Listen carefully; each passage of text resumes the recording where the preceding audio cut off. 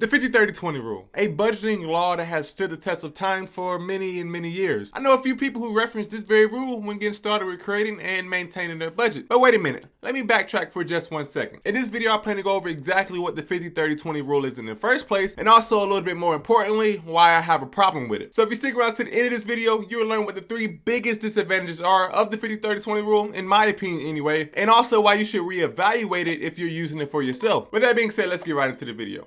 What's up guys, welcome back to the channel. My name is Anfernee, and to get right into this video, the 50-30-20 rule is basically a budgeting law that goes a little something like this. It basically breaks down your net income into 3 main categories. And those 3 categories are needs, wants, and savings. That's it. Now, I already have a pretty big problem with this, but we'll get into that more later in this video. So within those 3 categories, it breaks down your income by percentages. For the necessities category, it says that you should allocate 50% of your net income into this group. And in the second largest category, which is wants, it says you should allocate 30% of your net income towards that. And unfortunately, bringing up the rear is the savings category, which has an allocation of 20% in the 50-30-20 rule. So the name of the rule basically explains itself. And from a high level perspective, there seems to be nothing wrong with it. You are creating a structure for yourself on how you will be allocating your money, and overall I think its purpose is to give you a sense of direction and not just be spending money blindly. However, with all good things, I believe that there are some flaws, and this 50-30-20 rule has quite a few of them. So now let's talk about a few things that I think are flawed about this 50-30-20 budgeting rule. Now the first thing that I really don't like about the 50-30-20 rule, and this one in itself is a deal breaker for me, is that you don't give all of your dollars a job. For me, your money is either working for you or it's working against you. And when you have a budgeting rule set up to where it's only broken down into 3 parts of necessities, wants, and savings, and not even thinking of including investing, there's just a lot of room for inefficiencies, even though it may be a little bit tedious. I personally think you should try to give more of your money a job rather than 20%. And this 20% allocation in general gives me a little bit of a headache as well. Having 20% of your budget just going towards savings just to be saving doesn't really make much sense to me. The question that you should really be asking is, how much do you need to save? Because what if you do this budgeting rule for 24 months straight and now you have $20,000 in savings that you don't have any purpose with? You need to create a job for this allocation, and to do that you need to find out what you're saving for. If that saving goal is to have 3 months worth of expenses, then save up to $15,000 if that's how much you spend a month. This will allow you to have a better plan towards budgeting, because once you reach that savings goal, you can then move on to investing your money, because just by saving and saving and saving, you're actually going to be losing money over time due to inflation. And once again, once you have that number that you're saving towards, why only save 20% of your net income towards meeting that savings goal? I'm a little bit of an aggressively frugal person when it comes to personal finance,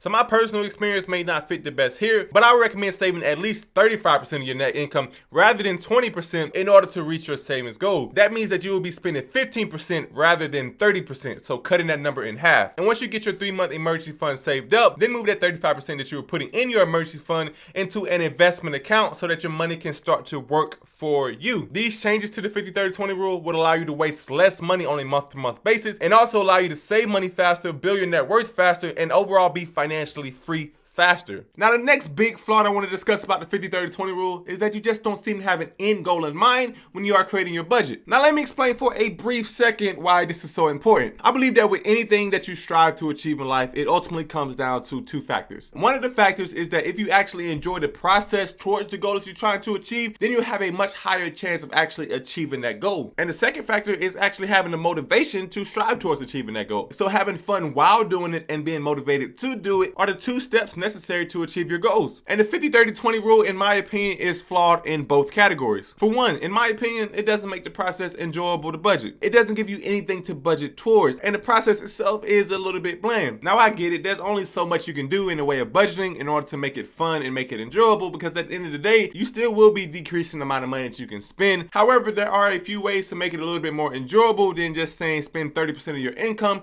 and then put 20% in the savings account, what you don't spend on bills. And I think that process can be more enjoyable by having an end goal in mind. As I said in the last part, your money doesn't have a purpose. You need to have a reason behind why you're saving your money, because if you don't, you won't be motivated to continue saving money. Things make more sense to me when I use analogies, and I like to use a lot of YouTube analogies. So here's one here. If I was a content creator and my sole purpose was to make $10,000 a month on YouTube, how likely do you think it will be for me to be successful? I would think that that percentage is extremely low, because I didn't put any thoughts towards making goals about making valuable content, about making high quality content, content, and overall how to be a better content creator in general. And also I didn't put any thought about actually enjoying my process of content creation. If I make goals solely one-sided, then my chances of actually achieving them are extremely low. So I believe that the 50-30-20 rule can actually be fixed on an individual basis. If you are using the 50-30-20 rule, then find a way to individualize it for yourself in order for you to give yourself motivation to actually save and then invest money. I believe that if you added two factors of having fun while budgeting and also having a motivation to budget, then your budget will be way less likely to actually fail. So even though I expressed a few of the reasons why I didn't like the 50-30-20 rule, there are a few things that I really do like about the 50-30-20 rule. And the main thing that I do like about the 50-30-20 rule is that it provides a structure for your budget that almost anyone can implement in their lives. I know that not everyone is on a financial freedom journey where they want to retire as soon as possible, but almost everyone, regardless of their financial background, can make a budget that allocates 50% of their income towards needs, 30% of their income towards wants, and 20% of their income towards savings. And just by having this simple structure in their life, they will likely save a lot more money than they were saving before. They may also reduce their expenses in terms of the needs category if their housing or transportation expenses are above 50% of their income, and they may also make some lifestyle changes in terms of spending less on unnecessary items. So in terms of a high level broad outlook perspective,